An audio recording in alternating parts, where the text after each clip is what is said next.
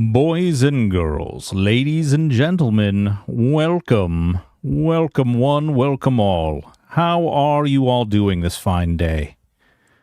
I am here with none other than the geniuses behind God Mode Games. I will allow these nerds to introduce themselves. My name is Broken Stoic, and I will be your host today. And I am met with Kris, if you'd like to start. I would love to start. Hey, friends. Kris Takahashi. I am the CEO of God Mode Games, and I am so excited to be here with you all tonight. Looking forward to all these questions, looking forward to sharing some new recordings with you all, and stoked to be here. Thanks for being here. Hi there. I'm Brandon. Alex. Super excited to be here to talk about what we've been working on with Holodoth. Hell yeah. And I am. And I'm Zack, and I am the President and Chief Operating Officer here at God Mode Games, and I am also excited to be here. Ooh, baby. Now, boys and girls, this is a little bit of a late notice. Those of you who don't already know, Twitch added this sweet new thing where you can earn actual badges. You know those fun little things that are next to your name? For watching this stream for 1 hour, you earn a fancy little badge. It's a Hollowed Oath badge. For doing one subscription to the channel, you also earn another badge, a different badge. And so, cool things, sweet stuff, you guys can go and spread the word, the God Mode Games word, throughout all of Twitch as you don your badges.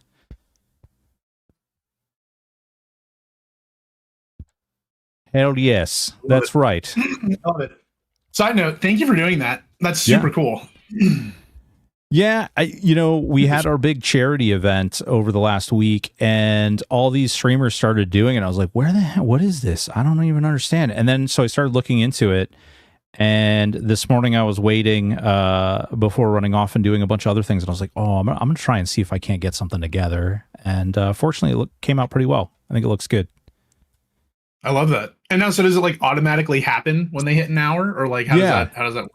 So once they hit 1 hour, what'll end up happening is it'll give them a little notifier that they've earned it. There are also, like, right where the chat window is, there'll be like a little bar that will progressively fill as they watch the stream for longer. When you actually do the sub, it will actually pop like a little notification that you have a new piece of loot. And you click the little box, and then it opens it up, and boom, a new badge for you. That's really cool. Jester, no, you cannot. Jester's wanting to ping everyone. So it's cool. I think it's really neat. Kind of a new little thing that Twitch is doing, and I thought it was a great way to kind of celebrate, obviously, the Kickstarter. Congratulations, gentlemen, on your amazing achievement at reaching your goal. Thank you. And then you've even exceeded your goal, and I believe you're getting somewhat close to another. Daren't we hope? Daren't we hope indeed. I think we're less than 20,000 away now. Okay. From our stretch goal. Yeah. Heck yeah. Which is insane. It's insane. There we go. No, I'm sorry. Brosidon said uwu, and apparently my mod is written so tight right now that it said no, he's not allowed to say uwu. I don't know if that is a bug. There is no crying in baseball. I think that's good usage. Yeah. Funny. Oh boy. So boys and girls, ladies and gentlemen, thank you. I would like to thank you all for the subscriptions and all for the support and everything. Really do appreciate it. Do also want to remind you, less than 20K until we get Ogre, sooner rather than later. Hell yeah, Biggs. So, that stretch goal is a huge achievement. You guys have next Wednesday is the last day. I believe it's like midday next Wednesday too, right? It's strange because it doesn't actually tell you like the hour, but I'm pretty sure that's correct. Yeah, I think when you scroll why don't we over say it, Tuesday? Tuesday. Yes, all right. End of day Tuesday. Don't wait too long. Exactly. It ends the end of the day Tuesday. That's right. I'll see you guys all next Tuesday. Make sure you guys are making your donations. Make sure you guys are supporting these guys. They're making something beautiful. Speaking of beautiful things, someone was working diligently all day on some brand new bean footage, which we are going to do and grace you wonderful folks with playing that wonderful bean footage behind the scenes the entire time we stream. So I'm going to go ahead and press. Hey, Stoic. Yeah. Roll that beautiful bean footage. Ooh. Light it up. So you'll have this beautiful little stream of wonder and glory that will show you the wonders of character creation, some of the new skills and things. Actually, you know what? Screw this. Aporia, you describe what you recorded today. Oh, okay. So some of the feedback that we got, right, is that they wanted to see more like actual footage, uncut, like just like, hey, what does it look like? So what you're seeing behind us rolling the entire time is just it's uncut, it's raw, it's like there are just transitions between things that I was doing. So we rolled through character creation for the new male models and the new female models. You're going to see the eye color sliders working, the skin color sliders, some different faces, some different hairstyles, just showing you like this is where we're at. Not everything you see is finalized. Specifically, some of the hair, some of the beards. LOL, we're seeing one right now. It's just to show that the system is actually working and that we can fit it properly and make it work the way that we want to, which is really exciting. And then, go ahead. I was just going to say, look, man, if you think that ass hair is shiny, you should see the hair on his head. That skin color is almost fluorescent. I love it. Yeah. So we do character creation, and then I run through picking some abilities. I chose 2 different class comps kind of at random. We have, and I did a count when I was going through today, we have 72 abilities now in game and working across all of our classes.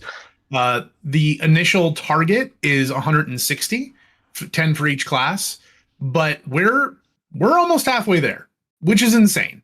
Now, of course, not all of them are like fully done. Some of the visual effects have to change. Some of the sound effects are going to change, but the actual effect, like the ability actually doing what it's supposed to do and working, applying debuffs, applying buffs, getting your synergies, all of that is working for those 72 abilities. So when I was making these characters, I was like, okay, well, let's give them something maybe that they haven't seen or that they would be interested in.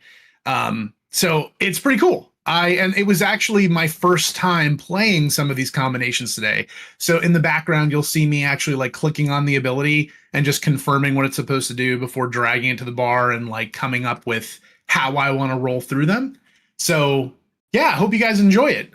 Like I said, you're gonna see some things that are, like not quite right, but this is where we're at. This is not in Pi. This is not in Unreal. This is our actual cooked client connecting to our server, playing the game as if you had access to it right now.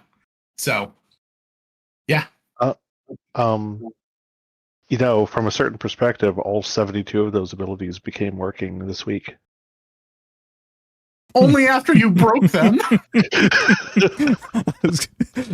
Yeah. Look, he said a certain perspective. It just happens to be that one.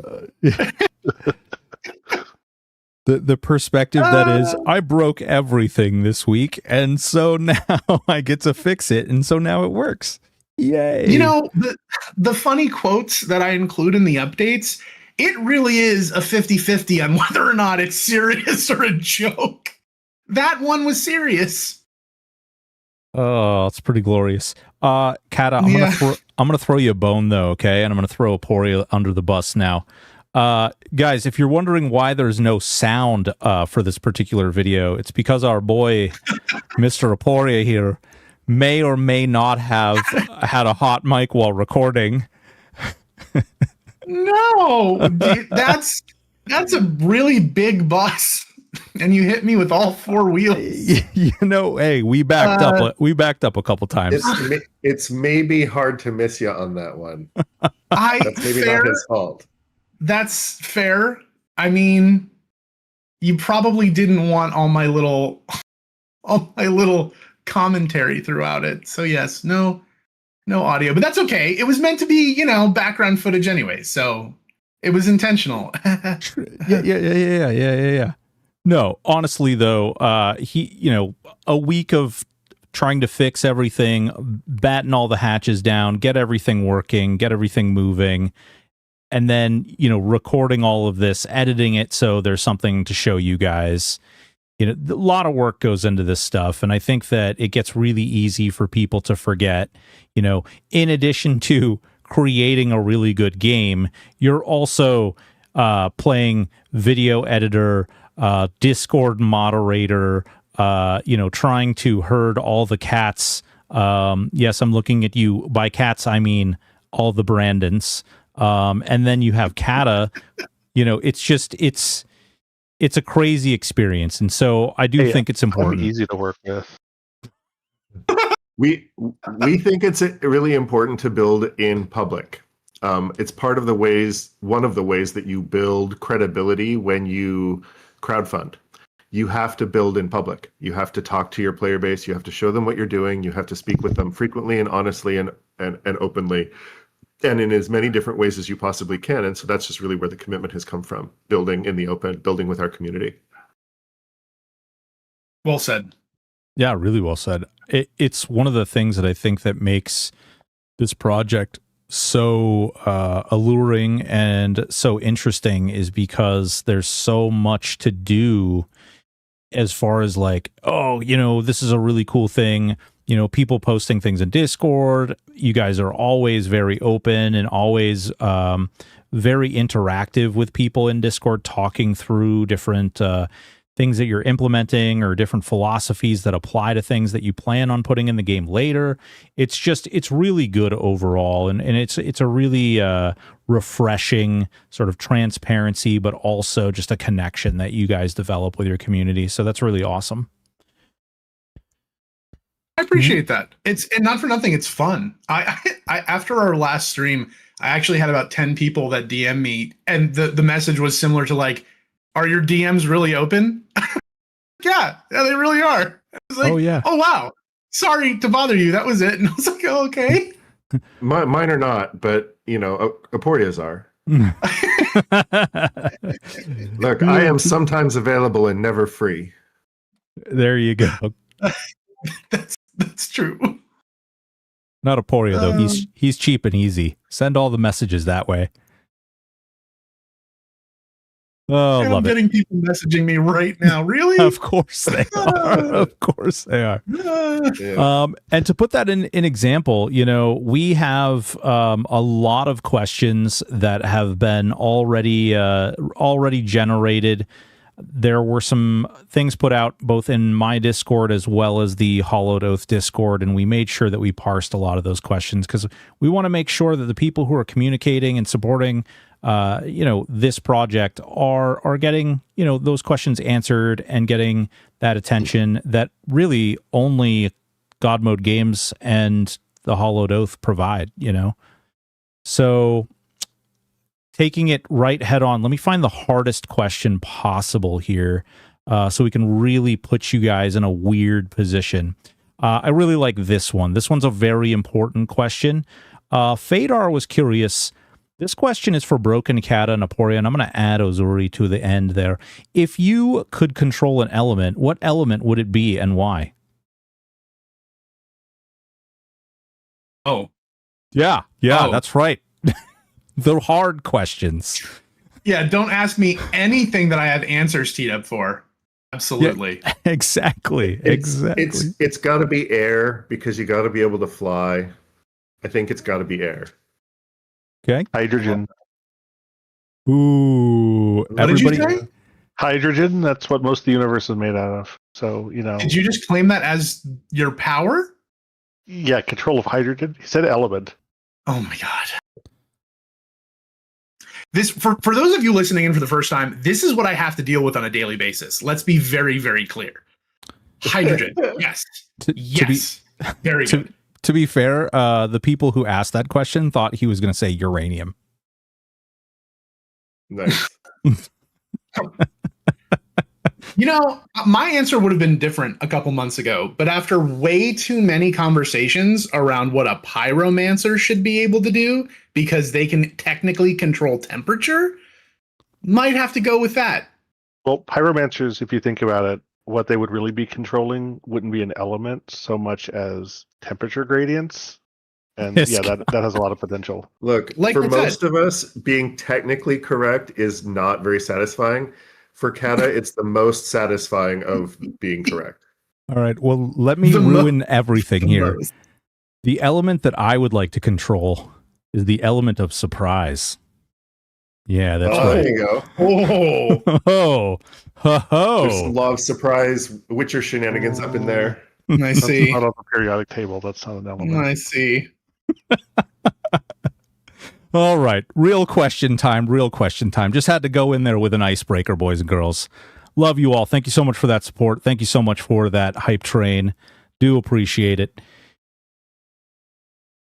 Will dungeon design be more of a crawl with rare spawns and respawns, or a theme park like WoW? It's a good question.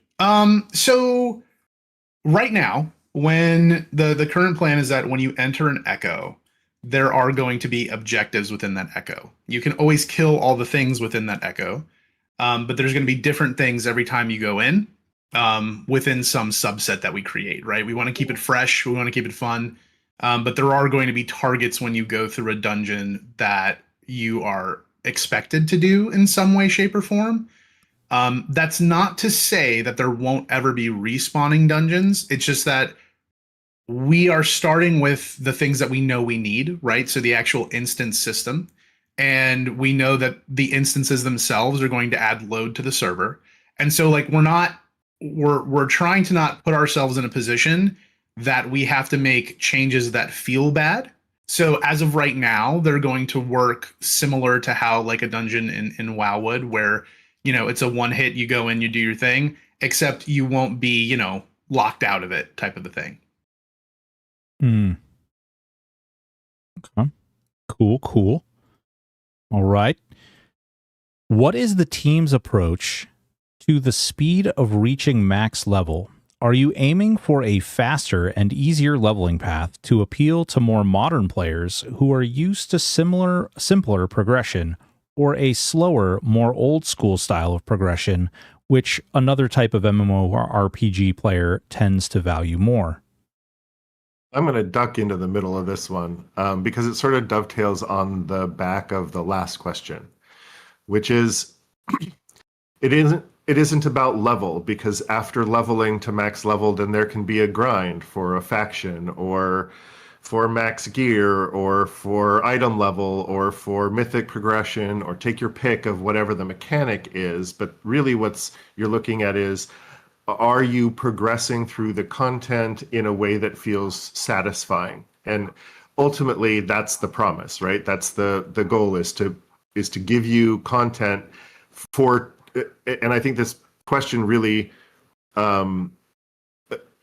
it simplifies something that is actually, I think, pretty complex, which is these are actually two different types of MMORPG players. And the guys will tell you one of the things that I talk about is, the different pillars of interest in video gamers. So some people are motivated by, Richard Bartle did a thing where he talked about killers, achievers, socializers, and explorers. So, some people are motivated by dominating others. Some people are motivated by achieving things and then showing off those things. Some people are motivated by their connections with others. Some are motivated by their seeing new things that no one else has seen before. And so you have to build systems and mechanics that please those people, that attract and retain those people and provide value to them and provide entertainment value to them. And so the answer to your question is yes, it's not A or B. The answer is yes, it's both. It's finding paths for progression that feel rewarding to people who value different things, and ensuring that you have enough of those pillars covered that people feel engaged. There's enough glue that holds those people together that they want to consume content with you. There's also the issue that the concept of max level doesn't really make a lot of sense. That's really what my point is that like there's always another thing that there's max level, yeah. There's additional talent points, there's rebirth, there's new game plus, there's take your pick of what the mechanic is, but it's just what is the replayability, what is the viability, and the speed that you're consuming content and that you're progressing through that content, and does that feel satisfying for the goals and the things that you value? Oh. That was a really great answer. I don't even know how to respond or make a joke about that. Sorry, should I have one of Zack's superpowers? Yeah, since the uncle shows up, I should have introduced myself at the beginning. I'm the resident old man who shakes my fist at the sky and yells at kids to stay off my lawn. That's kind of my jam. Don't touch my thermostat. That's right. The AC is already too low. So Broken. Yeah. In one of the many tests of my DMs, you smell funny. Oh no. I think I know who that was. Do they have pie in their name? Yeah. He told me to give him away teasers earlier, and I said, "You smell funny." And I was like, he's like, "Oh, good one. Yeah, that's right. I'll tease you." Anywho, do you plan to limit specialization in gathering or crafting professions? Will one character be able to level all gathering and crafting specializations to maximum, or will players need to choose and specialize? No, yes, no. Wow. Jesus. Okay, well, we've got Zack, who's willing to, describe the inner pinnacles of philosophy when creating a game, and Kat is just like... So let's just we can have Kata answer the rest of the questions and be out of here in 10. Does that sound good? So limiting specialization in gathering or crafting professions, no. Will one character be able to level all gathering and crafting specializations to maximum? Probably. Or will players need to choose and specialize? Probably not. That's what I said. Jesus Christ. You just restated the question at the same time. We have this conversation a lot about it's almost never what you say. It's almost always how you say it. Yeah, but if I did it differently, then people wouldn't know it was me. It's true. And it would almost feel wrong at this point. So fair. It's exactly. Sort of like it's the top in Inception, right? It's how you know that the world is in balance. Exactly. Ah. That is my top. Imbalanced, interlinked? Look, you should not say that out loud, Kris. It hit me right after. Okay. Well, now someone's going to clip it, and it's going to live forever. It's already been clipped. Ah, perfect. It's Great. All right. You mentioned a planned lineage system that will connect all characters on an account in some way. Personally, I am the type of player who always only plays one main character, and I don't enjoy creating and developing alt characters. In that case, will I lose out or be at a disadvantage by focusing only on one character? If so, I am concerned that the system might not fit my playstyle very well. So the lineage system is something that is undergoing a lot of design work right now. So there's a lot of specifics I can't really get into about it. That being said, it is we're not intending it to be something that you have to make alts to engage with. It's something that you can interact with using a single character that's the only character that you play, if that's how you want to do it. You're not going to take full advantage of it in that case, because it's really going to focus on like the main benefits that you're going to get out of it are being able to get benefits on other characters, but you'll still get those characters on your main. Yep. It's a good way to put it. It's one of those things where we love alts, and so we will encourage that, but it should never be a thing that if you don't make alts, you feel bad about it. People are going to make alts. Like that is a behavior that happens that players like to do, even when the game mechanics actively try to prevent you from making alts. And so it's not something that we're going to discourage, but we don't want alt making to feel like it's a required thing for you to do. Well, and I'm the farthest one away from the game design, so everything that I say should be taken with a heavy grain of salt. But in general, we would like to be able to give you the option of building social constructs that extend beyond that individual character, so that they're account level ultimately, so that you can decide, hey, I want to be account level friends with this person, or I want to only be friends with this person as a one-off character, or maybe we suggest it to you after you've grouped with them a few times, or there's a bunch of different ways that we could sort of slice this, but ultimately we want to empower you to make those decisions on your own. Yeah, I'll dig into that a little bit. So this is, take everything that I'm saying right now with a big grain of salt, because a lot of it hasn't been fully implemented yet, but the chat system that we've worked out and the social system that we've worked out, you can, like, when you add someone to your friends list, you can do it as either a character, or you can share like an account level contact. So you can choose whether someone can only find you on a specific character, or if they can find you on any character. Yeah, I think also, and correct me if I'm wrong, I just want to like make sure I'm framing this correctly.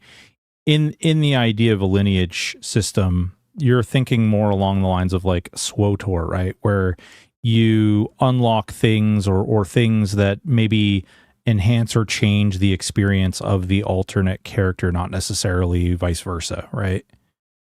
Like, yes and no. And again, there's some design work being done there right now, because some of our initial concepts sort of got invalidated by other decisions that were made. And as we're revisiting them, when it gets closer to actual implementation time, it's like, well, that doesn't make any sense anymore. So we need to rethink that.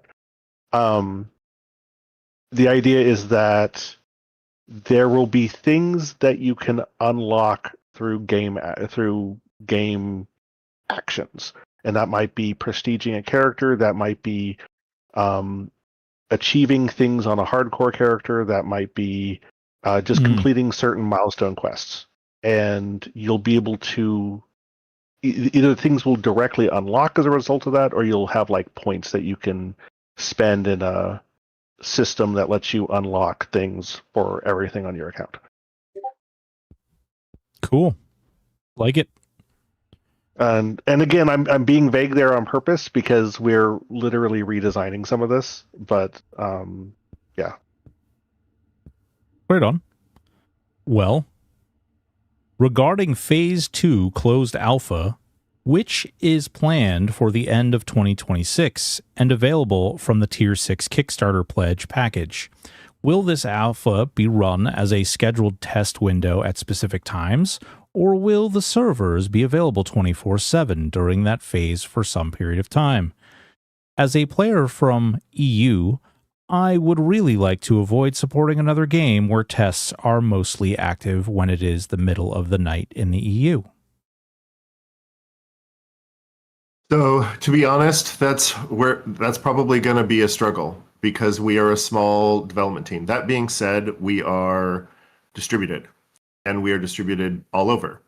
And so the only person who is sort of the glue between all of us and the levels of contributors that are out there is Kris, and to some extent Alex. But Kris is the one who's in the trenches every day and sort of meets with everyone and keeps everybody sort of marching in the same direction.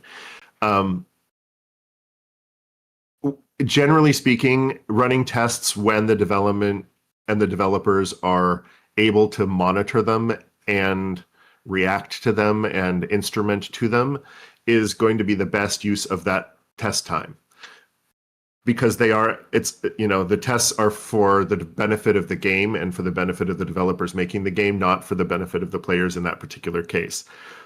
Ultimately, it is for the benefit of the players, but in the short and medium term, it's really about helping the developers get that product out to market and out to gamers' hands. So that being said, I'm a big believer in 20 to 22 hour respawns. I don't like the way that people who live in particular regions tend to get disadvantaged over periods of time in systems like this. I have lived in some of those places, and it's really hard to always be in the middle of the night when everybody else is, you feel like you're always coming late to the party. So we're certainly open to like having rotating windows and things like that where things are more available in other times, but there's nothing scheduled right now. And in general, like I said at the start, we're gonna cleave towards when is most convenient to the people who are going to need to be extracting the information from the test. The other thing about the alpha stage is that it may be more available, it may be less available, and it's really going to depend on how to put this. There's no kind of uptime guarantee there because yeah. Let me share a little bit about this. So as the person who's doing the majority of the testing on Cooked currently, when we say we iterate quickly, I mean literally the game is changing every day, and that is not going to stop. That's definitely not going to stop by alpha, definitely not going to stop by beta. So it's one of those things where as long as it doesn't slow our iterative process down and we are able to make it make sense, right? Like, so for instance, this week was brutal. Like, even all the things that we fixed, it took a lot of time. There was very little uptime, right? And if that might just be what happens one week. But then there are other weeks where everything's great and everything we implement is working the way it should and the server can stay up, and that's how it'll be. So being a part of the alpha test is being a part of the process, and that means there's going to be some days that are high availability, there's going to be some days with no availability, and we hope you'll take that ride with us. The word test in the phrase alpha test is doing a lot of work. Doing a lot of work. Nice. Can we get more detail on what oath lines are and how they operate? Maybe example of one. Specifically curious about which you can access. Does everyone have the same options? Is it based on individual or class combinations, race, etc.? Sure. So right now, again, this is a system that we are actively working on now, right? So most of this I'm pretty confident of, but some of it may change. So we know for a fact we're going to have some general oath lines, right? So increasing basic stats, resources, related to whether it be your auto attack or base cast, stuff like that. Then there's going to be class specific oath lines, right? So your abilities themselves are actually a part of the oath line system, right? So you kill a bunch of mobs, you do some quests, you level up. Your level up, quote unquote, is actually gaining an oath line point. And when you gain that oath line point, you get to determine where it goes and what you do with it. And so one of the things that you can do with it is getting a class ability. There's also going to most likely be, archetype specific oath lines. And there's a couple more that we've talked about, but I don't want to put them out there just yet. But just to give you an idea, you will have different ways and places that you can spend them. And to give a specific example, like was asked, I've used the fireball one before, and I think I'm just going to keep using that one because it makes sense to most people. So let's say you level up, you get your Oathline point, and you decide to purchase fireball. It's like, okay, cool. Now you've got fireball, you can use the base ability. You get your next Oathline point. Well, you can choose to put that in your stats. You can choose to put that in any of the different, archetype stuff, or you can upgrade the ability you already have. And what does that mean? What does that look like? Well, it's going to be different for every ability, and you're going to have to see what that is. But in general, it'll be things like, okay, well, you got fireball. Now fireball has another 10% chance to crit. Now fireball has a chance to add another stack of burning. Maybe there are ranks of it, right? So now it's a 10% chance to crit, 20%, 30%, 40%, 50%. Whoa. Maybe there's another one off of that. Every time it crits, now it has a chance to spread burning to other targets, right? Like, there are ways to improve each ability that is class specific. But you can attack it in any way that you want, right? You don't have to go down a particular path if you don't want to, at least right now. And that's kind of, we've designed this system to give the player the most agency and flexibility possible to create the character they want to create.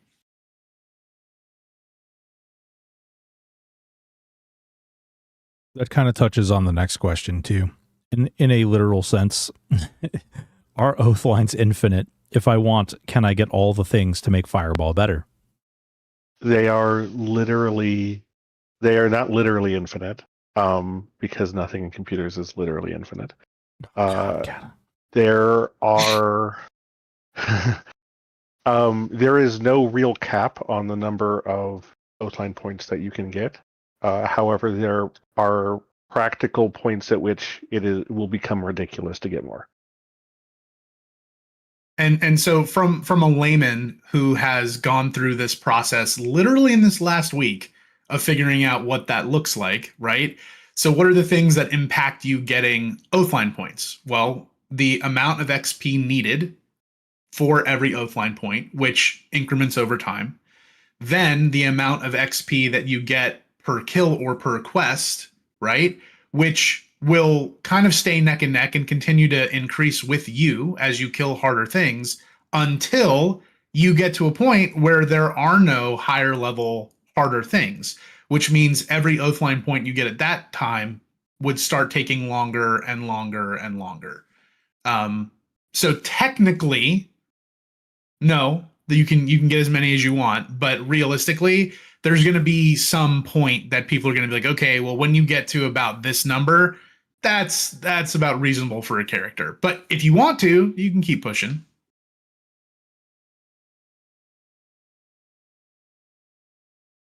I'm trying to think of how and why Brosidon and the rest of the Sweat Lodge are going to absolutely destroy every statement Kat had just made. So the actual cap for Oathline points is, I think it's UN 32. So good luck with that. Oh, I heard the challenge. Did you guys hear the challenge? Yes. Yep. All right, great. Throwing that gauntlet. That's like approximately 4 million. So yeah. Oh yeah. Wildly. No, I'm sorry. Let's see here. Dungeon layout and clearing. Is the envisioned design for? Oh no, wait. This kind of touches on one you answered earlier, but I'll just kind of put it out there. They're asking if you have maze-like or expansive dungeons, point A to point B, or is it a place where you would go and hang out and farm and kill things repeatedly? Actually, great respawning or no? Yeah.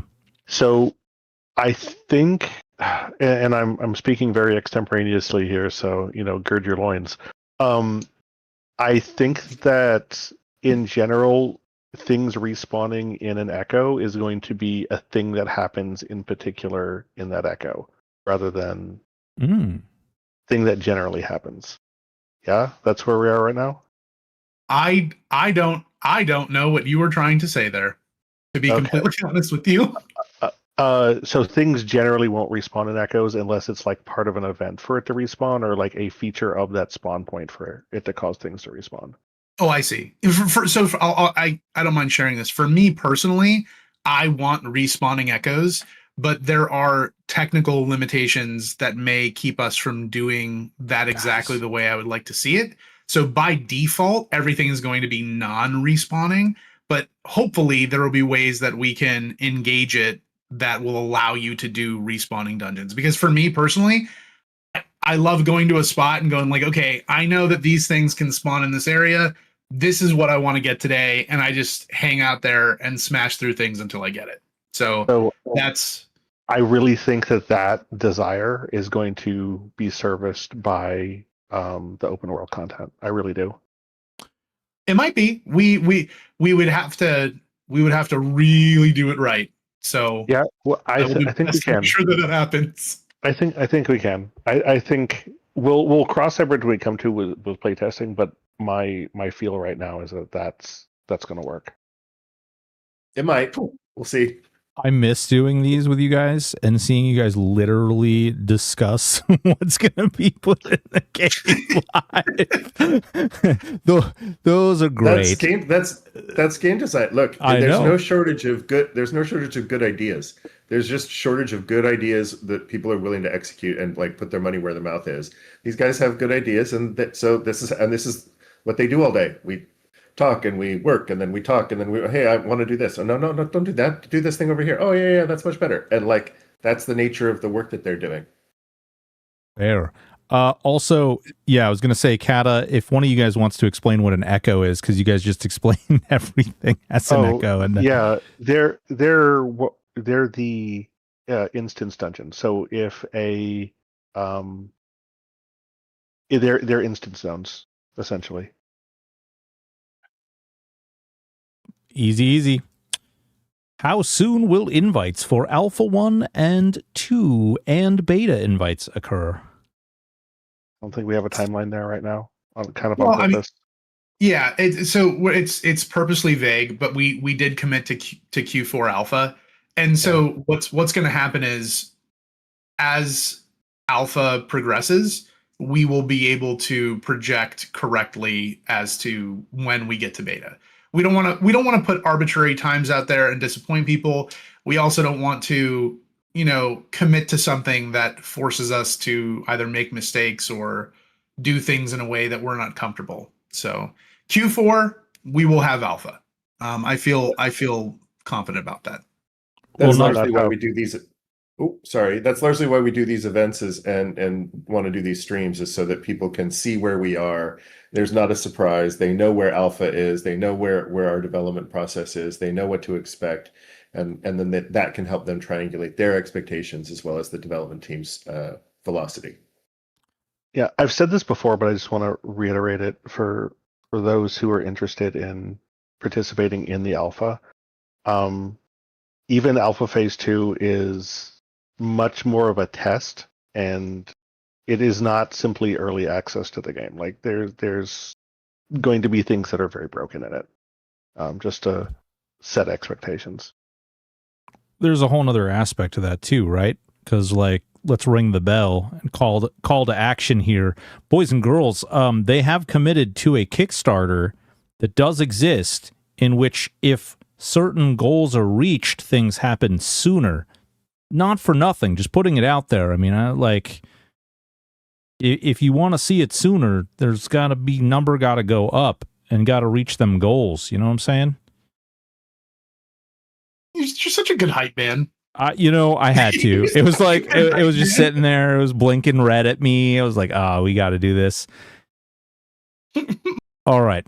I think we can get to one more before we get into ads. We've got ads in like 4 minutes.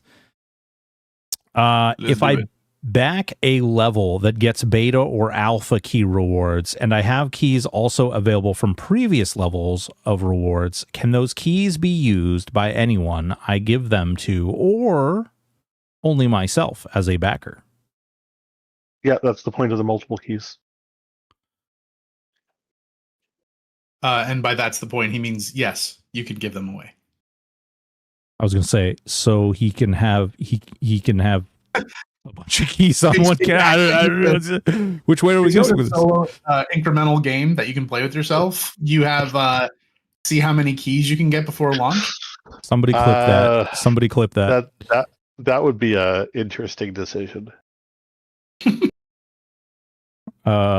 We just got Aporia talking about how you guys can play with yourselves. It's great. Not Anywho. looking forward to all of these clips. Oh, just wait till you wake up one morning and you like open your phone up and you're like looking on TikTok, and I've put them all on TikTok so that they're there for your, you know, your wife and everybody else's family to like, oh, whoops. Yeah. I don't see any mention in the backer rewards of a copy of the game itself being included with any tiers. Will the game be included in any tier? So one way or the other, we will make sure that backers get access to the base game. We literally don't know what the shape of that looks like at this point, but yes, we will make sure that backers get access to the base game. Yeah, there's a lot of weird things going on in the gaming community. I mean, I just sent Aporia something. The what is it? Stop Killing Games initiative got a lot of traction in California, and you know, depending on how that kind of thing plays out, can actually have a huge impact on, like, not intentional impact, but it can have a like a sideways impact on projects like Hollowed Oath. Completely change the way that things work, you know. So you can go ahead and talk about that a little bit if you want to. We are about 1 minute and 30 seconds away from an ad. Oh, that's perfect. Well, we'll end on that then. So I understand the spirit behind it, right? I understand as a gamer, right? I've spent more of my life as a gamer than as a developer. As a gamer, I get it. I absolutely get it. But there are hard truths to the developer side of creating a game, creating an online game, right? That you literally can't commit to something like that. Like it doesn't, it's quite literally not how it works, right? Even from a licensing point of the software that we're using to create the game and the assets that we have in the game and even the things that we create ourselves, like it's not as cut and dry as like, well, they could just give it away. Like they can't probably. Like there are things, and we've talked about this too, like if there are opportunities to build into something like that, like absolutely. I mean, that would be wonderful. Who wouldn't want their creation to live on forever? But, you know, committing to something like that, and the people that are talking about it, a lot of them don't really understand what goes into it on the back end or what is required to keep it running. So I'm definitely interested. And I'm very interested to see how that plays out. Yeah, it hasn't been passed through the Senate yet. There's a lot of details that I think they're going to have to iron out, because we were even discussing the verbiage on what they're currently presenting, and it's like, okay, well, does early access count? If you do like an alpha or a beta, does that count? If you don't actually charge a box price, because the verbiage is pretty specific in a game that you purchase. So, okay, if I'm renting a license to play the game, not that I'm super excited about that particular method of doing things, but like, if that's the mode, like, does it apply in that circumstance? Because honestly, we all know that the big industry giants are probably going to find a way to canoodle their way around some of the things that they try to do. But, you know, it's one of those things that you just have to wait and see how it plays out and then see how that impacts things. But it could potentially make things cost substantially more for smaller indie developers, and that could be really bad. For sure. Yeah. Yeah. I think the current language that I saw of that the last time I looked at it was that it it pretty excluded games that were like multiplayer online only games, and games which didn't have a box purchase. But it's by no means finalized, and we'll see how all that shakes out.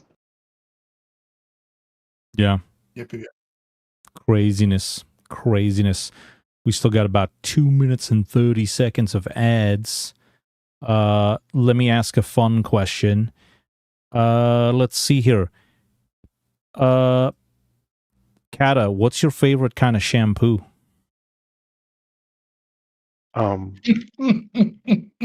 That's a wild question.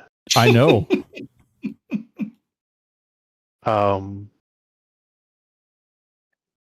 Yeah, I'm not going to answer that. Okay. Aporia, what is your favorite German dish?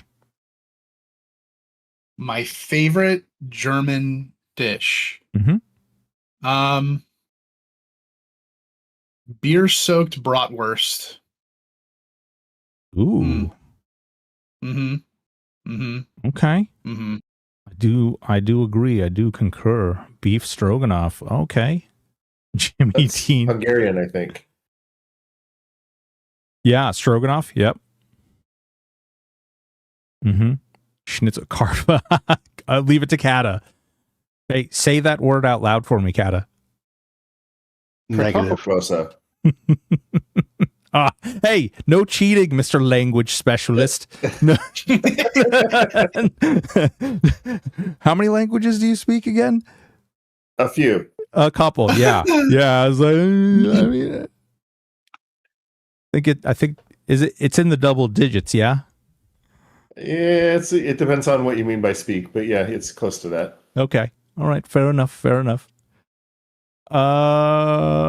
Let's see. Yeah, Zack, what's your absolute favorite car you ever drove?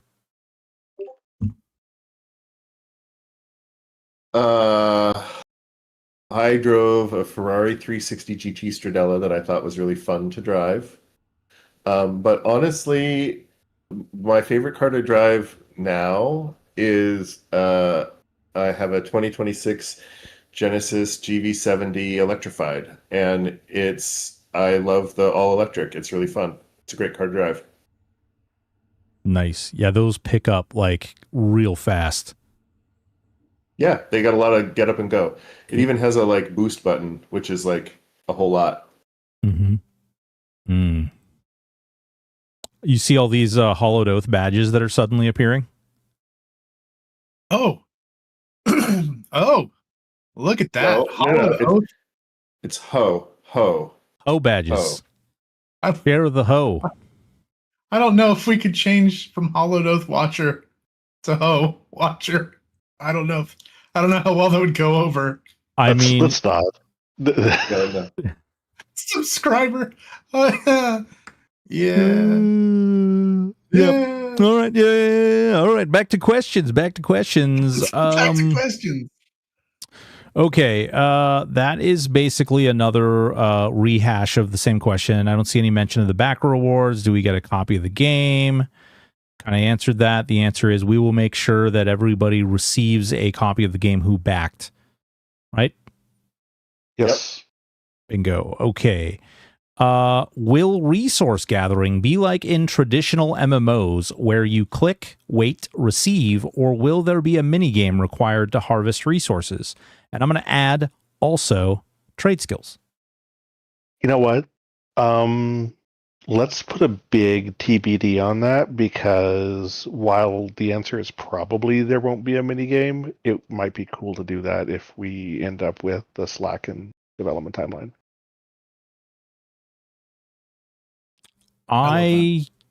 Yeah. Good for you. It's tough, man. There's so many like good systems out there that have been used like in both directions. I just played Everlast not too long ago, and they actually have a really weird like multi-tiered mini game. you have to like spin one thing and then you have to flick another. Never mind. I'm not even going to describe it because it sounds weird. But yeah, there's a bunch of mini games that you have to do to craft things. But if you beat the mini game, it crafts a higher quality item, which is a really neat system. Yeah, I specifically know that there are people who are contributing to Holodeath who really love minigames. And given the structure of our team, though, where people basically work on what seems interesting, I could really see that ending up happening or being advocated for at a high level. So cool, awesome. What is your? Yeah. Oh. No, go ahead. You're fine. What is your philosophy on earnable cosmetics versus MTX cosmetics? Will players have robust tools for expressing their identity through transmog, dyes, titles, mounts, and collectibles? How can you implement this system so it's still robust and interesting in 5 years? And before you guys answer this, I just want to say, to keep it interesting in 5 years, this is a huge question. Like, hey guys, how do you solve world hunger? Can you allude to that? Anyway, yes, please. Every MMO player in the world will tell you that the true end game of all MMOs is Fashion Quest. Right? That's it. In every MMO, it always turns out that way. It's the quest to make an individual that looks the way that you want to look, that looks cool the way that you want to look. The number of hours that I spent in, City of Heroes character creator or Black Desert Online, or take your pick of whatever the MMO of your choice is, but sitting there trying to make a thing that looks the way that I want, that is representative of the thing, that it doesn't just have the best gear, but has the best gear that looks the coolest.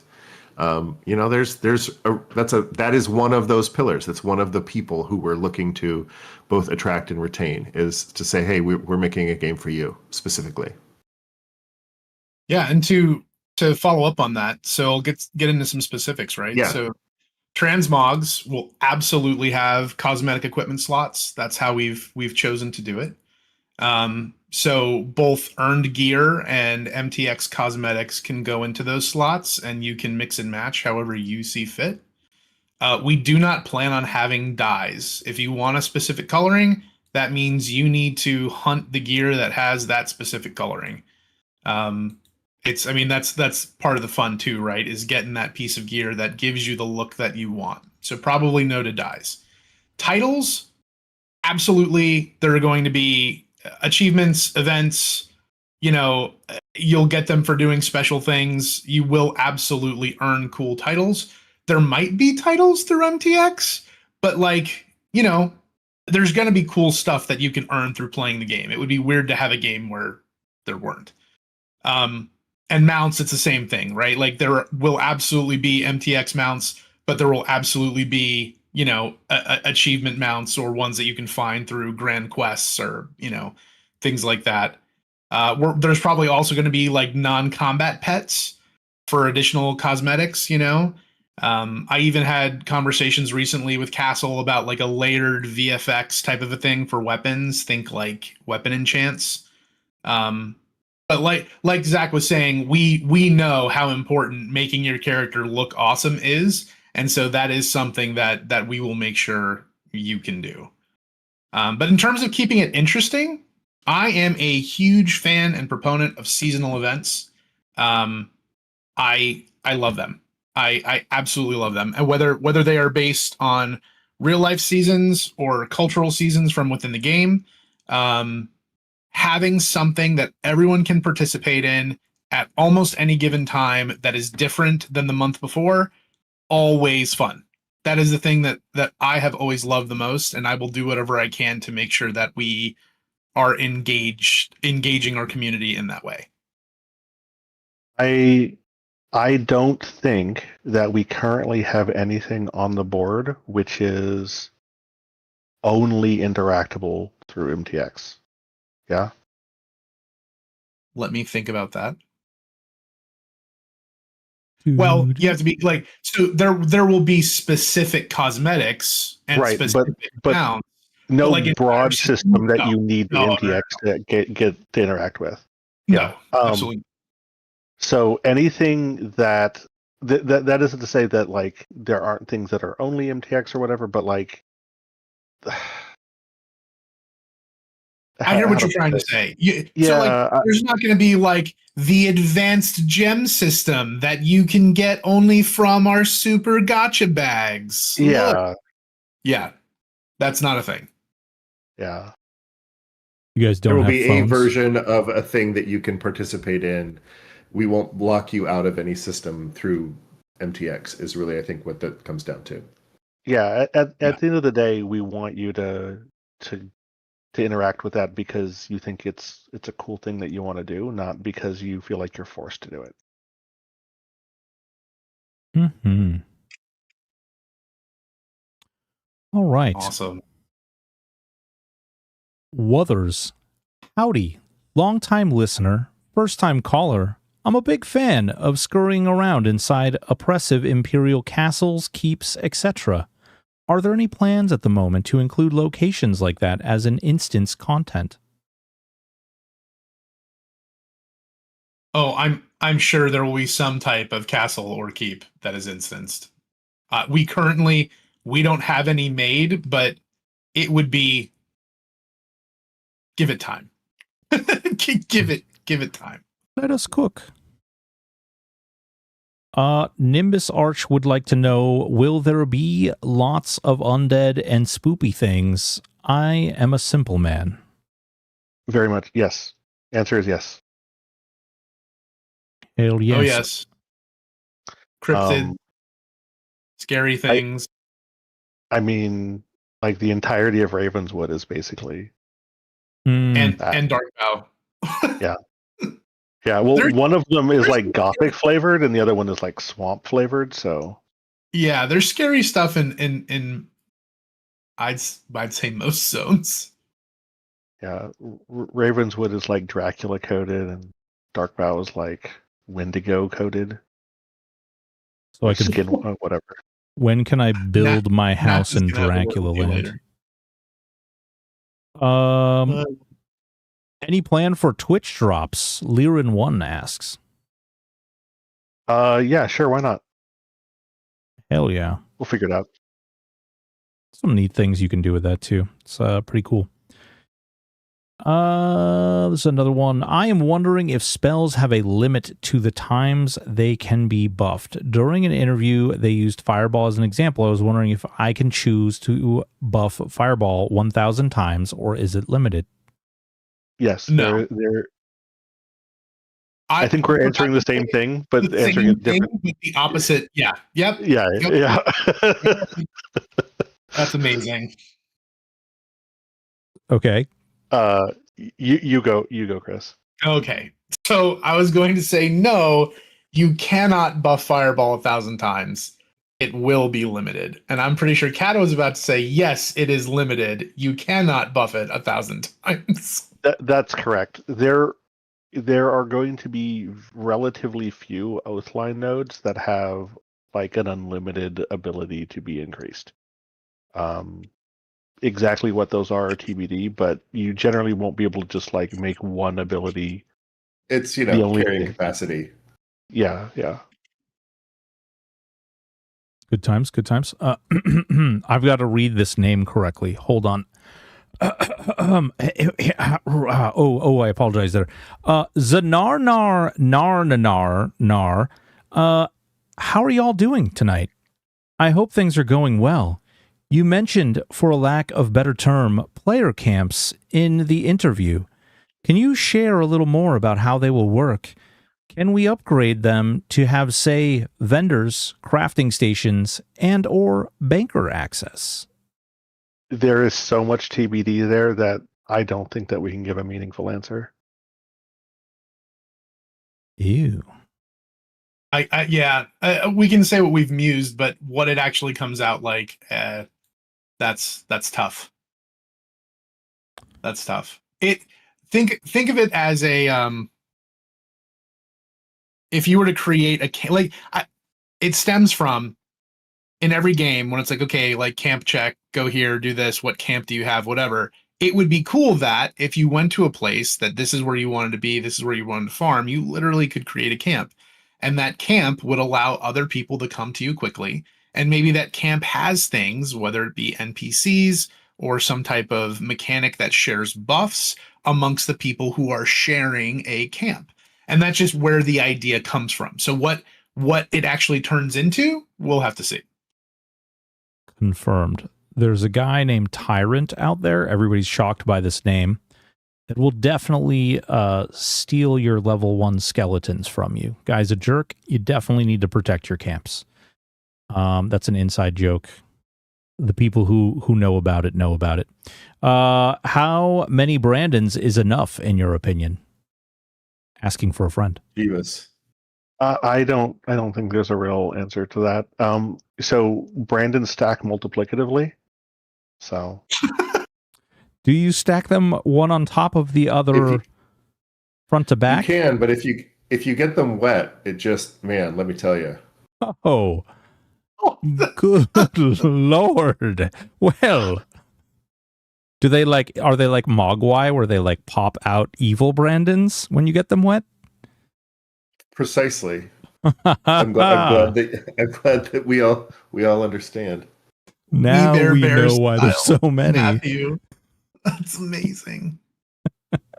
Anyway, oh boy. Orismont Drividot, I'm butchering your name, you're welcome. Is there going to be options that players can set to help automate their gameplay? Think something like the Gambit system from Final Fantasy XII. So the whole synergy slot system, which we probably need to come up with a better name, different name for that, because we're confusing between synergy effects and synergy slots. Castle, write that down, etc. Was in no small part inspired by the Gambit system from Final Fantasy XII, and also things like the one-button rotation from WoW. So auto bars. Maybe. Yeah, we gotta think about that. I think we got to workshop that name, because I think that there's, after having had to like talk about it to like people who aren't on the team for a bit now, there's some narrative there's some confusion between the two concepts. Nice. How do I set my badge? In the chat, there's like a I can't actually see it because I have moderator chat, but there's a little thing by like your little character. Yeah, the badge check. There you go. Yeah, Apori's here. You have yours. Boom. Yeah. Got it. Love it. I forgot to log in until relatively recently, so. Wow. Way to go. Don't even support your own stuff. No, it's cool. It's cool. It's cool. I get it. Way to fail. All right. Hold on. What are we holding for? You to do the next question. Awkward.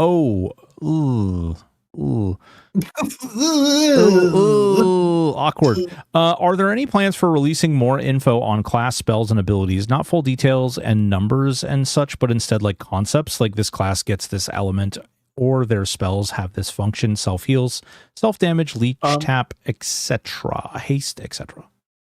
I'm speaking extemporaneously here, but it might be you got to fun use words that people understand, Kat. People understand that word. It's a normal word. I think that it might be fun to do like a class focus kind of thing on one of the upcoming patch notes here and there. So I would, for me personally, I would feel comfortable sharing things once they are in game, and giving like little overviews on those things. Yeah. But it would be fun to do like, well, when a class is completely, when we have all their base abilities, like just giving the overview. I think that would be fun. Yeah, I think there's some room there for some fun interaction that we could do in the future. Not promising it like tomorrow or anything, or next week, but week after maybe. No, I'm kidding on that. That was still a joke. Thank you. Bye. That's fun. Okay, well, White Windy, how you doing? Hope this finds you well. Will there be some sort of dungeon finder or LFG type tool system? Yes. So the dungeon finder / LFG system is our journey system, and it won't be just for dungeons. But the goal is to allow people to connect quickly and to help one another with a whole myriad of things. The exact shape of it, we will see, but intuitive, easily accessible, getting you where you want to go in a reasonable time frame.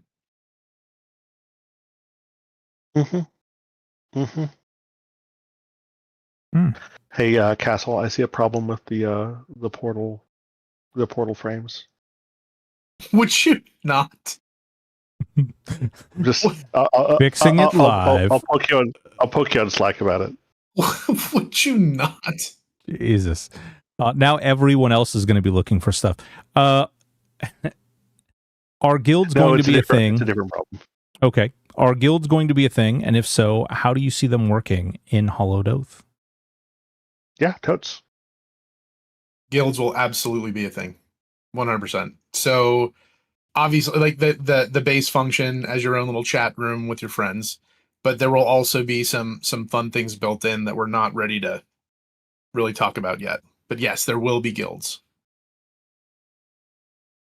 I like this one. Bootrots, Alorian here with Orrathis News Network. Can you make any comment about mob density in the overworld? Similar to osmium. What? What? I literally don't understand. So a comment about mob density, similar to osmium. Density. Yeah. Wow. Okay. Great. That's a statement.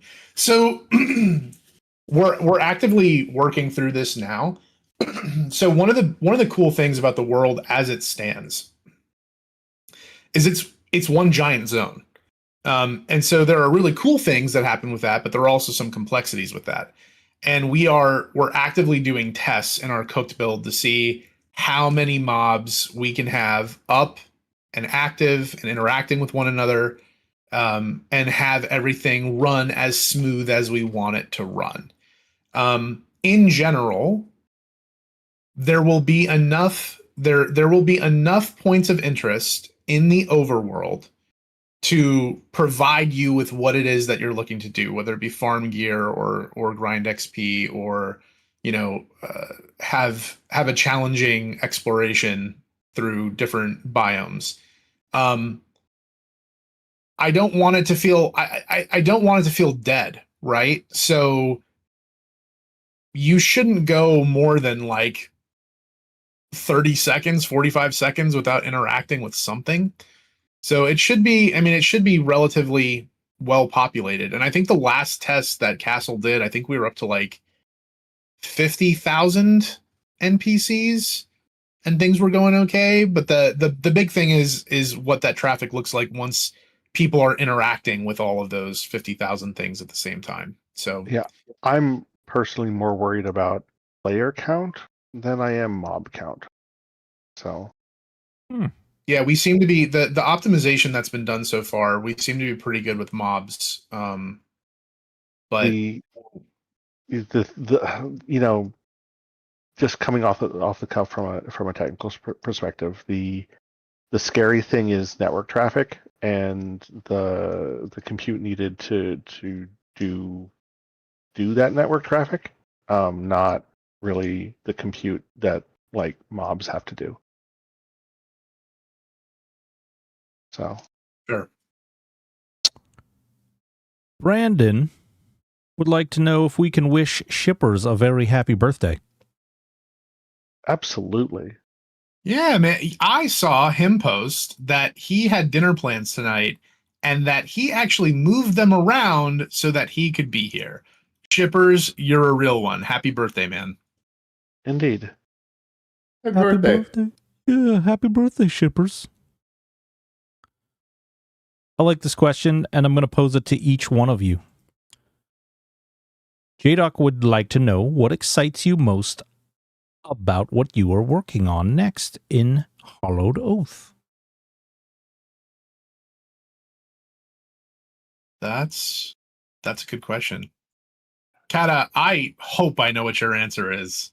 Please. Go ahead. Oh, you're putting me on the spot. Oh, absolutely.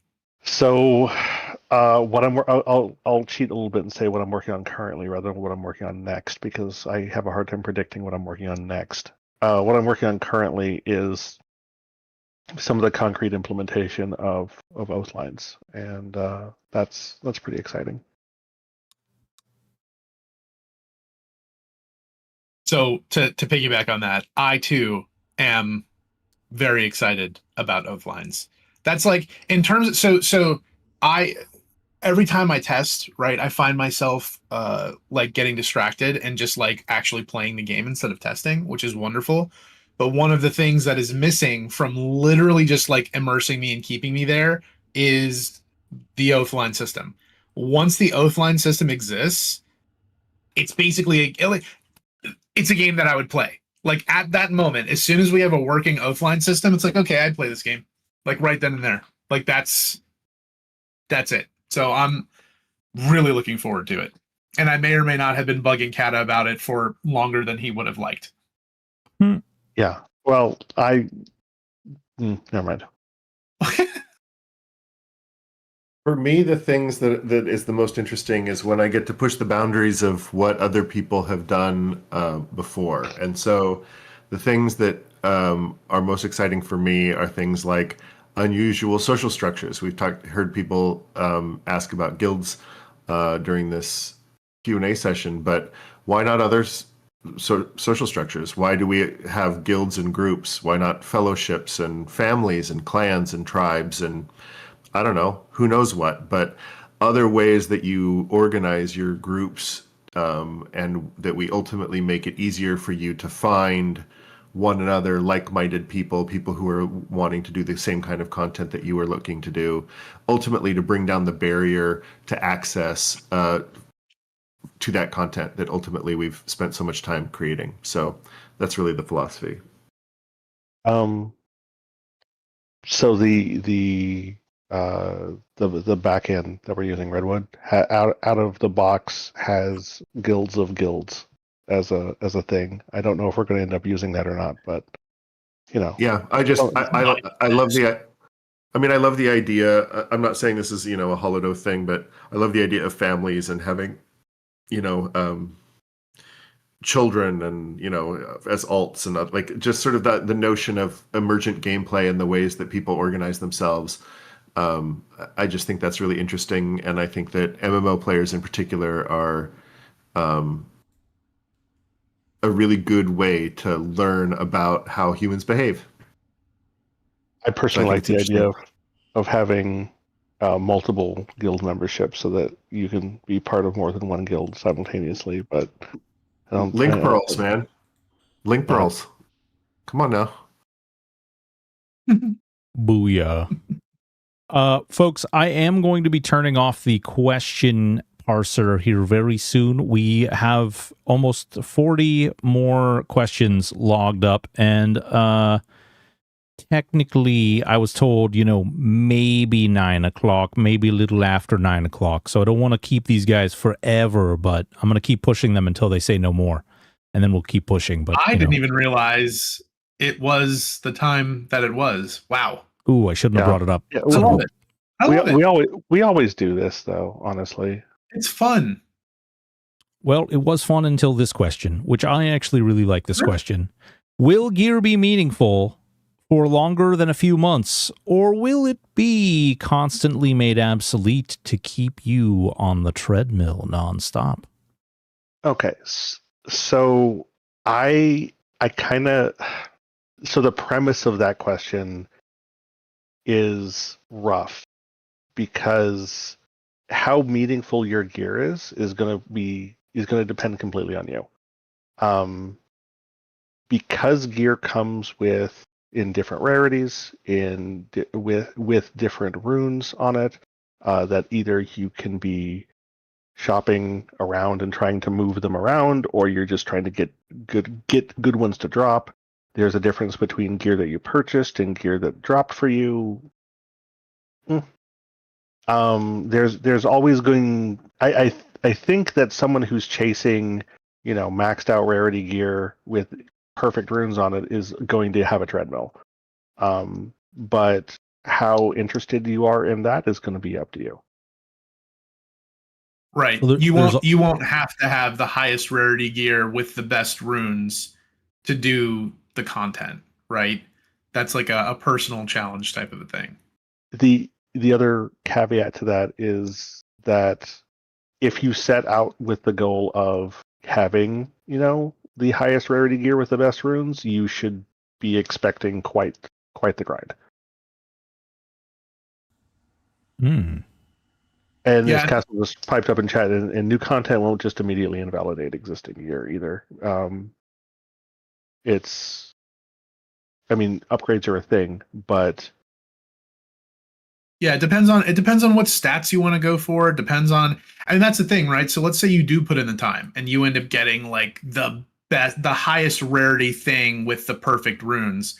Just because there's something that comes out that's theoretically better, like, okay, yes, but you don't need to do that unless you want to. And if you want to, do it. That's kind of, for me personally, that's kind of half the fun. Like I love hunting for better gear. So like, yay, but play the game how you want. Nice. Where was that question? I was just going to click on it. It was a good one about UIs and being... Oh, there it is. There it is. Zabinsai says, how customizable will the UI be? Will be able to filter melee, spells, misses, and other hits, etc.? So, in terms of the UI, like Windows, everything can be moved around, but having the ability to reskin that UI is not currently a thing that we're planning to have initially. There's technical complications there. Maybe Void will end up working a miracle, and that'll happen sooner than I think it will, but it is what it is. Moving and scaling good, but it'll be a matter of time for anything else. In terms of being able to like filter chat messages, that's going to be very customizable. Cool. Hippomeister asks, Assassin talks about poison with weapons. Does that mean only melee powers, or can spells trigger this too, i.e. Assassin plus Elementalist? That sounds like a really cool Oathline mutation to like have your Assassin poison trigger on spells instead of melee. Or on both. Yeah. Castle. What did Castle say? No, I'm just saying, Castle, this is your turn to write things down. Yeah, I think that both might be wrong. I don't know. We'll see. I think that both is just like a thing that's just good, and either or choose one or the other feels like a build decision. I see. Well, I can say this: as it stands, it is something that applies on auto attacks only, unless the ability actually applies poison itself. This is going to be a little redundant. I do like the idea of it being a mutation, something that you can do with oath lines to expand it or change it. I really like that. We had the discussion around there being some of the Oathline mutations being mutually exclusive, and that are supposed to be like build pivot type decisions, where like you pick one based on you're going to want to do one or more of these based on how the rest of your characters put together, and you feel like you're giving something up by going one direction or the other, in order to get that reward. So that, I don't know. Well, that's an interesting design space that we'll need to explore. Like it. I like it. This is a little redundant. I do feel like Boots got a question recently, but I like this question too. In what manner does your game support having a role play community? Are there any tools specifically aimed at immersion? Also, Goldshire, when? You're welcome. I added that last part. Very good. But so yes, there are a lot of tools that are specifically aimed at immersion. The ones that come top of mind is how you interact with NPCs, the different responses that you choose. We have different archetypes basically that a character can become based on their choices, and based on those choices, different NPCs interact differently with them. So it definitely encourages, a character identity conducive to role play, as well as your reputation with different enemy factions. So we said before that in every biome there are factions in tension, and depending on whom you choose to help or hurt is going to affect how all of those NPCs interact with you in different ways, including the towns that are there. So there's lots of fun things that will help, role play in the way that you want to.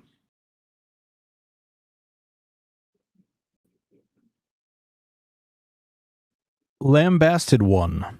What are the NPCs in the game doing right now while y'all are here at the Q&A? They're destroying each other. I was going to say. They're right, just like you see on the screen right now. They're fighting each other in the distance, and some of them are leveling up. Yeah, guys. No one's logged in. They're not doing anything. They're highs and PCs. If you guys pay attention to the corners of the screen, this is a really good one. Actually, you can see it right there, off in the distance, up on the top of the hill. I was paying attention to this when I was trying to put it into the interface, but scorpions keep spawning on top of each other, and they run right up next to each other. They cast some kind of lightning thing, and then they all fall into a formation almost.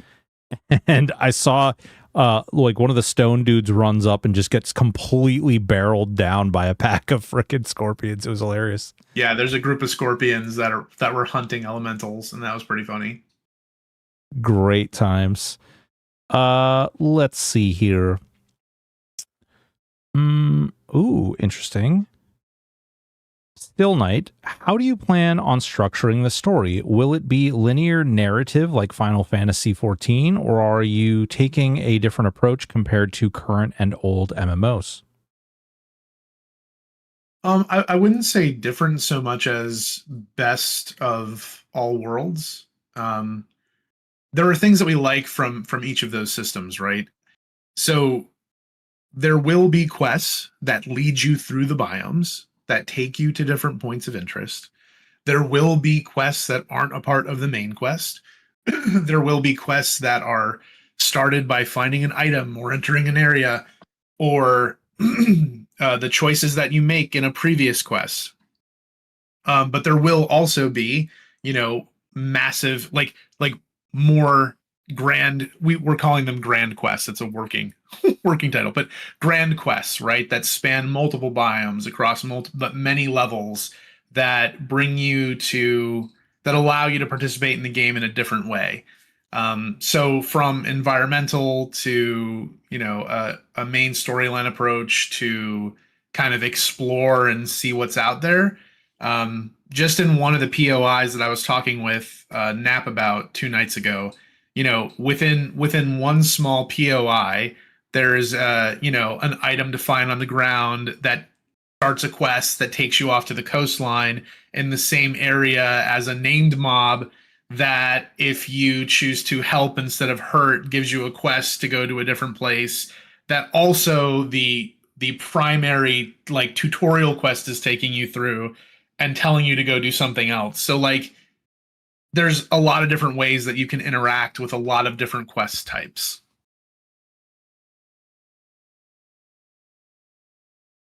It's cool. So there's a lot of depth to that, and a lot of fun things that sounds like you guys can kind of innovate on. It's a good way to put it. This is connected to another question. I'm going to pop this question and I'll add sort of one of the other ones. People are asking for like animal husbandry and breeding. And then this one touches on goblin race coming with breeding system, Kappa. Yeah. No. So first of all, that was a joke. That was a joke. That was a joke. Moving on. Oh, so you're saying there won't be any animal husbandry? No. Probably not. Okay. All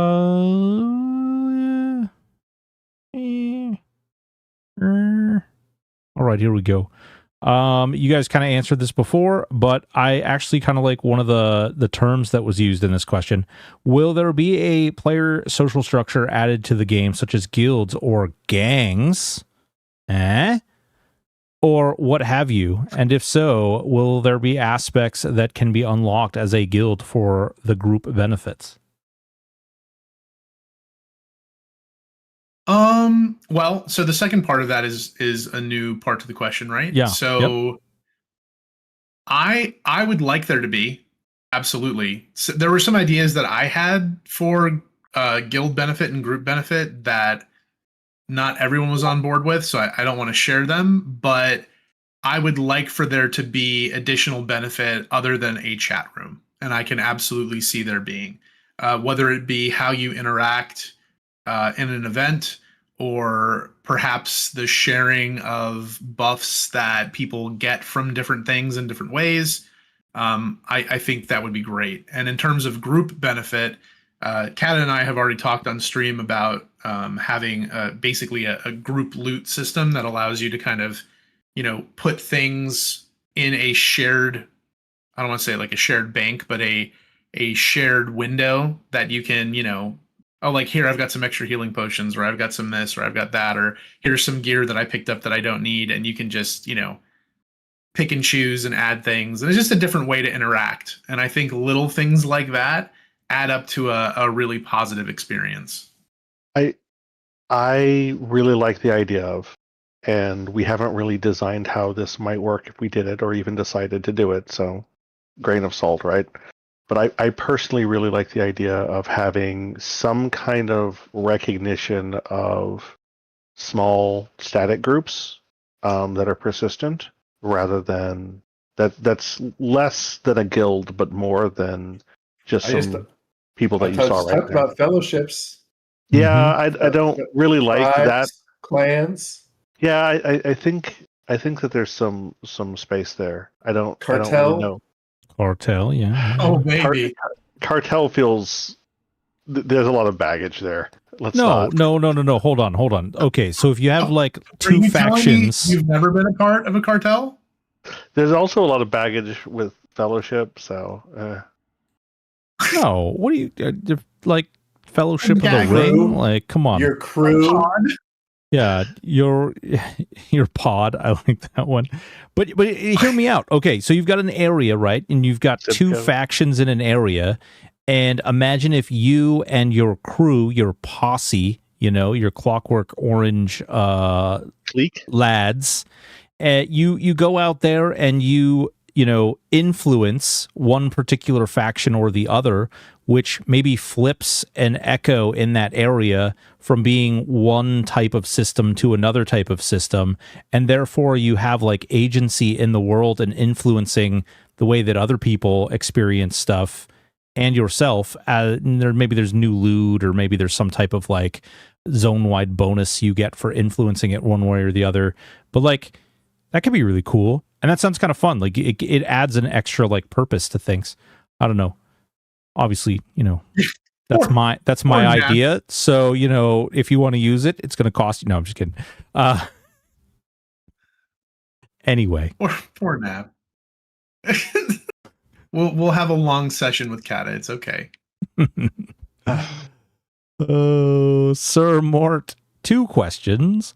Will there be an auction house? Secondly, will there be ways to get more skill points other than by leveling? For example, some games have scripts that drop for skills. Some give higher skill points based on intelligence, etc.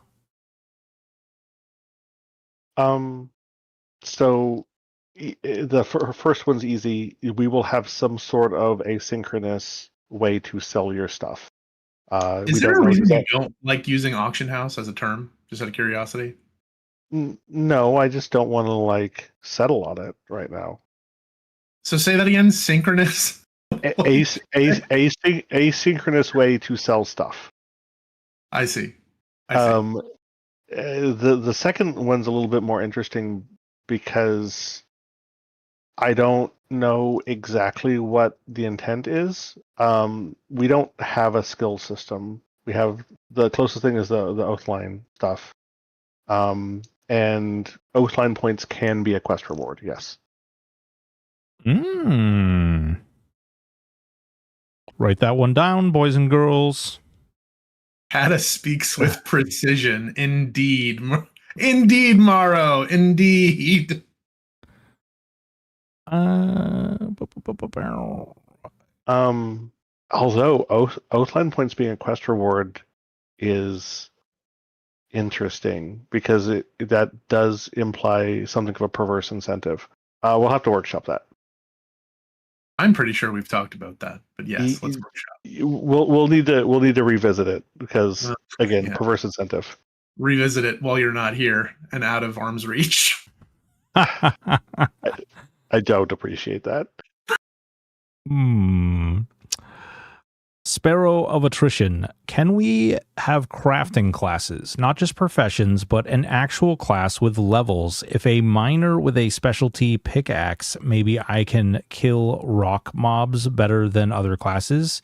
If I am a lumberjack, maybe I do bonus damage with axes and I need to hunt down ancient tree ants to find specialty wood for crafting that only that class can find. This man wants to make furniture. First of all, that is a really cool username. Second of all, I will be a little bit snarky here and say that's a really cool idea, and there's a path to getting what you want to see in that regard. That's funny. That's really funny. Well, okay, so let's... I could see crafting classes giving some type of bonuses for sure. It's been done before and it could be done correctly. But yeah, as of right now, no.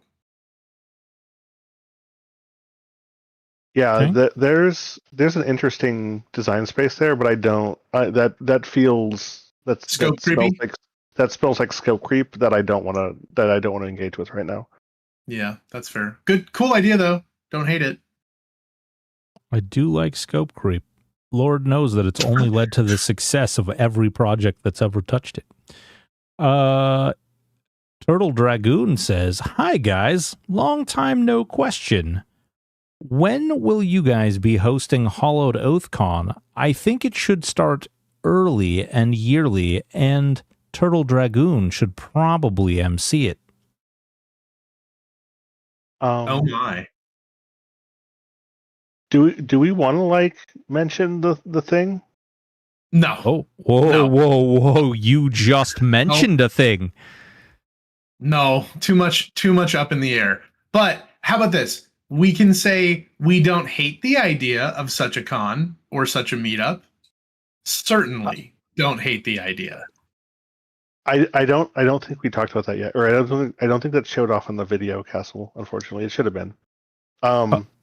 I kind of disagree. I think that we could frame it correctly with the correct amount of uncertainty, and whatever. I don't. Whatever. No, sorry. There's no other questions. Not until we. I see this screen filled with them. Don't lie to me. Nope. These ravenous beasts will eat me alive if I don't get more from you. My lips are sealed. Oh. I have dropped that directly in Chris's lap, and He can Kris feel me and shaking my Kris head. and Zach's lap, and I'll walk away. Wow. This guy. This feels familiar. Oh, Carpet bombing. no. All right. All right. My mans, the big mans. What is the concept for how will buffs and debuffs be handled for Hollowed Oath? So this one, I like the way we're approaching this. Things that debuffs are, but things that are short duration in effect, i.e., a debuff or a temporary buff in combat, things that will generally last less than a minute.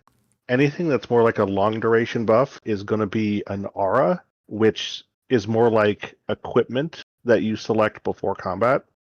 And you sort of have a certain number of aura slots that you equip the auras available to you from your classes. Some classes will have more aura slots than others. Some will be able to get more with oath lines, that sort of thing. And then when you have that equipped, it will just always be affecting you. And if it's something that affects more than just you, it'll also affect like group members and pets and allies and that sort of thing. Yeah, so if longer than minute, probably permanent. If shorter than minute, then ticks down. Yeah, Is but it- like going and getting buffs from some random person in Freewind and that before you feel like you're allowed to go adventure is not a thing. Is what Castle said in the Discord ages ago about there really not being anything over like a 90-second cooldown, is that still accurate? Yeah. So The again, I've seen is like 35 seconds at this point.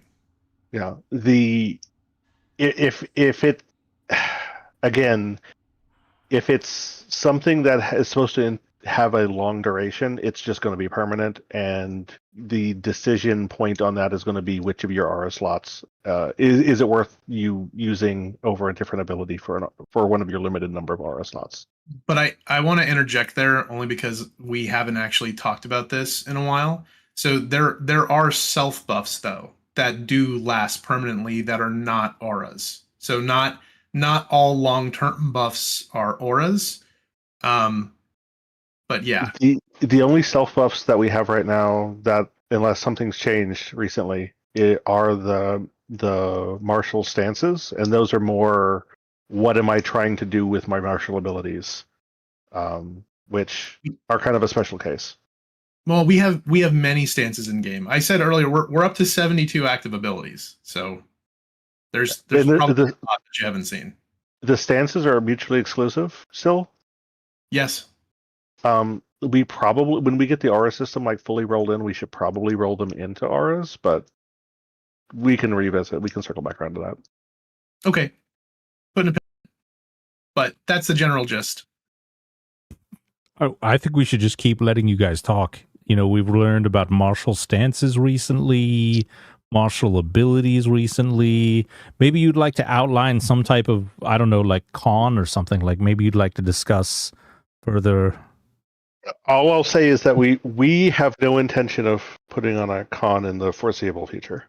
Oh, okay. All right. A get together. Yes. A gerrymandering. No. Actually, Oh no. OMG, old man gamer, OMG. Will there be a barber or something of that nature where you can adjust your character's looks post world starting with a character? Yep, eventually. This boy fast. Other game OG, I love you. Good call on that one. Whose idea was it to point Hollowed Oath towards Hollowed Oath? Brilliant. I don't know. That would be one of our community members who's actually done it to a number of different addresses. Oh, is that the same one that did the best? Yep. Yep. Got it. If you're out there, Fiend, love you, bud. Jesus. He did that almost immediately and sent me a list. That's I wonder pretty if we awesome. could get Hollowed Earth, because I can't tell you the number of times I've typoed Hollowed Oath as Hollowed Yeah. Earth in Uh. when I'm writing comments. Yep. This is a good question. Sir Mort, will there be Hollowed Oath merch, such as shirts, etc.? Probably. Eventually, At some absolutely. point. What do you mean eventually? Right now, it's like the I think I mentioned this before, but like any effort that goes to like figuring out how to reliably deliver merch is effort that didn't go to making a game. So. Yeah. All right, here's how this is going to work, guys. For the eyes on collab. I'm gonna go out. I'm gonna go get some iron-on patches, and we're gonna put them on a bunch of like, J.C. Penney's t-shirts, and I'm gonna sell them with my mixtape out of the back of my old Pinto. It's gonna be a great I time. don't think they even have J.C. Penney's anymore, man. They do. There's one right down the road from me. That's how old this state is. Really? Yes. That golem would make a great plushie. We should do plushies. Yeah, there you go. Plushies of the pets, the mounts. Plushies are hard though, because you do have to, like, business aspect. Plushies, you typically, when you want them made, you have to buy them in groups of like 500 to 1,000. And some places, like where you make the really good plushies, they make you buy like 2,000 or 3,000 of them at once.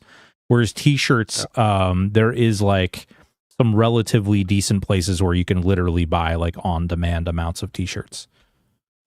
Yeah. In before Centaur body pillows. Very good. Yeah, the Centaur body pillows. Centaur body pillow sold out first day it came out. Are we gonna have like the mouse pads with the wrist support? You know what I'm talking about? No.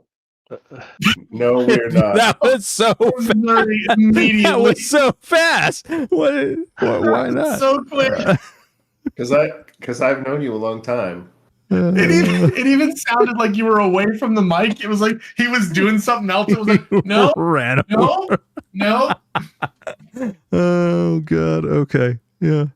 I may have recently taken my California mandated harassment training.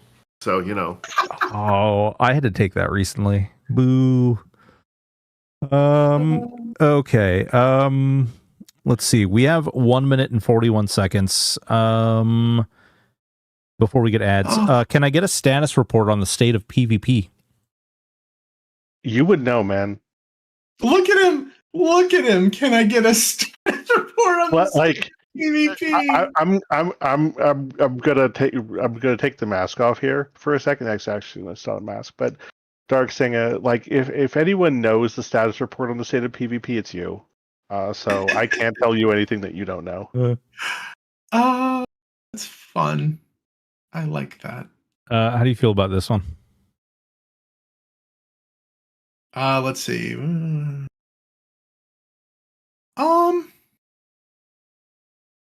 Let's just not. It's going so well. Yeah. Let's see here. Mr. Guapo, how is the retention loop different from other games to keep us engaged and wanting to continue playing and not feel like a grind? Are we gonna be bored once we hit endgame? So I'm gonna be real here. It's gonna be the community that keeps you here. It is 100% going to be the community that keeps you here. Like there's going to be fun things for you to do always, but let's be real. How many times have you left a game where there was still stuff to do?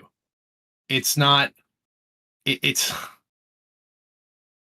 the people, and we're going to continue doing our absolute level best, making sure that we have a great community. Yeah, you don't log in for the content, man. You log in for the people, for your guild, to show up for your friends, to show up for your static. Ultimately, developers cannot create content faster than players can create it. At least historically, that's been true. And so, if you acknowledge that ultimately you're trying to create entertainment, you just got to move as fast as you can. Yep. It is a like. Again, I know not everybody here was here initially, but a big part of Hollowed Oath and God Mode games, the crew, the community around it is the interactions and the friends. And it sounds really cliche to say, but it is really about the fact that everybody kind of feels like we're all friends. Like, we're walking by the park and seeing, our neighbor hanging out there, and we go touch base with them, and we go, have a conversation about this, that, or the other thing. It's a very like neighborhood like relationship that exists, and it seeps into the development of the game. It seeps into the way the developers kind of communicate and interact with the community. Everybody kind of, to some extent, sometimes for better or worse, everybody kind of feels like they're all on the same level. And I think that really pays homage to the depth and interest that the developers have to creating that sort of like friendly space and that open door space and that interactive. I mean, reacting every time a new person joins the server, getting like thunder waved at every time someone is, and each one of the mods or the people who are working on the game are there. The fact that you can kind of post anything, not anything obviously, but like you can post something in the Discord and people will respond and say hey and touch base with you. I'm always inspired every time I click on the new player thing and someone's like, oh my gosh, I heard about your game, this is so great, I'm so excited, and like boom, a conversation lights up, and like there's just a whole discussion about how they found it and what they're interested in, and I just think that's really cool. Obviously these events are cool as well, but it's a really nice and magical thing to see, and rare in current generation and current era. MMO players are very angry people, and we don't really see a whole hell of a lot of that in this community, which is nice. No, and I've said it before, like the people that we want here are people that want to be here. I've invited numerous people to leave. And the fun thing is they normally do. Like, hey, the way you're acting is not the type of person that we want here. So you're going to be faced with the choice of either, be nice or be free to leave.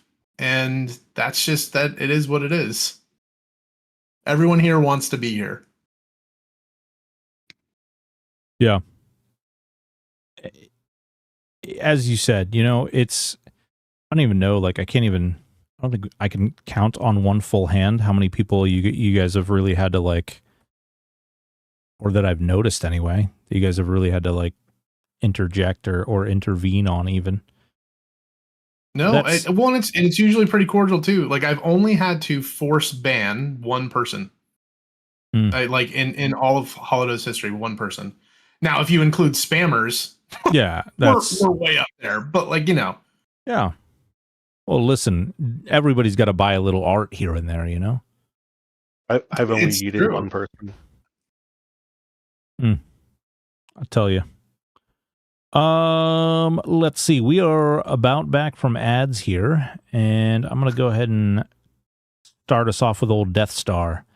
The one system that I wish some game would implement from Vanguard is the diplomacy minigame, a groundbreaking standalone diplomacy sphere instead of combat, players engaging in strategic, collectible card game style parleys with NPCs. Success granted exclusive access to lore, faction quests, citywide civic buffs, treating conversations as true endgame activity. Are you doing anything similar? Two answers to this. One, I absolutely loved diplomacy in Vanguard. Some of you might not know this, but like when Vanguard launched, I was in the vanguard of people at the forefront, smashing through levels, and I loved every bit of it, including diplomacy. It would be very cool to have a mini game that allows you to interact with the world in a way that isn't combat and that isn't a quest, to let you do cool things. However, that is definitely not on the roadmap as of right now.